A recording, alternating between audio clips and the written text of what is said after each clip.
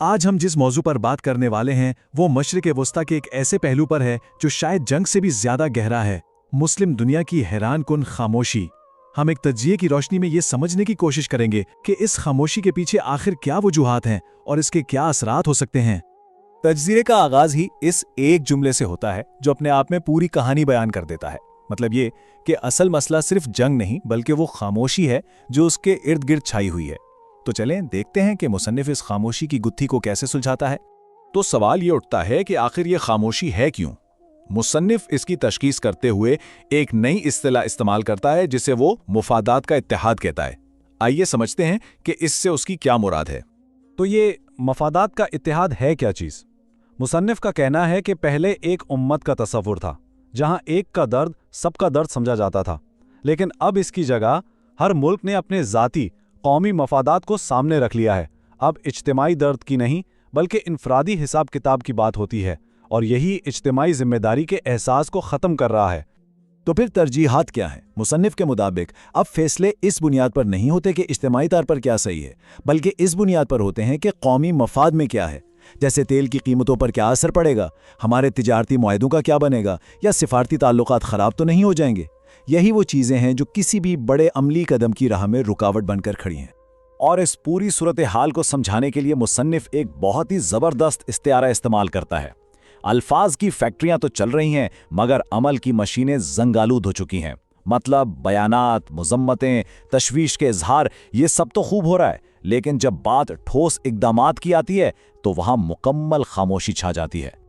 اب یہاں سے بات اور گہری ہوتی ہے۔ مصنف صرف مسئلہ بتا کر نہیں رک جاتا بلکہ وہ ایک موازنہ کرتا ہے۔ وہ مسلم دنیا کے رد عمل کو دنیا کے دوسرے اتحادوں کے رد عمل کے ساتھ رکھتا ہے تاکہ فرق بالکل واضح ہو جائے۔ یہ موازنہ دیکھیں، ایک طرف ہے مسلم دنیا جہاں سے رسمی مذمت، گہری تشویش کا اظہار یا پھر مکمل خاموشی نظر آتی ہے، اور دوسری طرف ہے مغربی اتحاد جو اقتصادی پابندیاں لگاتے ہیں، فوجی امداد بھیجتے ہیں اور ایک مشترکہ حکمت عملی بناتے ہیں۔ یہ فرق بالکل صاف بتا رہا ہے کہ صرف الفاظ اور ٹھوس عمل میں کتنا بڑا فاصلہ ہے۔ اچھا، تو یہ سب تو ہو گیا، لیکن سوال یہ ہے کہ اس خاموشی کی قیمت کیا ہے؟ کیا اس کا کوئی نتیجہ بھی ہے؟ مصنف کے مطابق اس بے عملی کے نتائج بہت سنگین ہو سکتے ہیں۔ چلیں دیکھتے ہیں کہ وہ کن خطرات کی طرف اشارہ کر رہا ہے۔ اس رویے کو سمجھانے کے لیے مصنف ایک اور بڑا چپتا ہوا استعارہ سامنے لاتا ہے۔ سوچ یہ ہے کہ بھئی آگ اگر پڑوسی کے گھر میں لگی ہے تو ہمیں کیا فکر؟ مطلب جب تک بحران ہمارے دروازے پہ دستک نہ دے ہمیں پریشان ہونے کی کوئی ضرورت نہیں۔ یہ ایک ایسی سوچ ہے جس پر مصنف گہری تنقید کر رہا ہے۔ لیکن مصنف اسی خود غرضی کا جواب تاریخ کے ایک سبق سے دیتا ہے۔ وہ یاد دلاتا ہے کہ تاریخ گواہ ہے کہ آگ کبھی سرحدوں کی پابند نہیں ہوتی۔ مطلب یہ کہ جو آگ آج پڑوسی کے گھر میں ہے وہ کل ہمارے گھر تک بھی پہنچ سکتی ہے۔ بحران کبھی ایک جگہ رکے نہیں رہتے، وہ پھیلتے ہیں۔ اور اب ہم اس تجزیے کے بالکل آخر میں پہنچ گئے ہیں جہاں مصنف صرف تشخیص اور وارننگ پر بات ختم نہیں کرتا بلکہ وہ ایک بہت ہی گہرا، ایک چیلنجنگ سوال سب کے سامنے رکھتا ہے جو صرف رہنماؤں کے لیے نہیں بلکہ ہم سب کے لیے ہے۔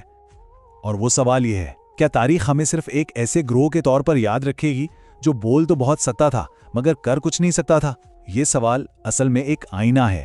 یہ صرف ایک تجزیے کا اختتام نہیں بلکہ ایک ایسی سوچ کا آغاز ہے جس پر غور کرنا شاید ہم سب کے لیے بہت ضروری ہے۔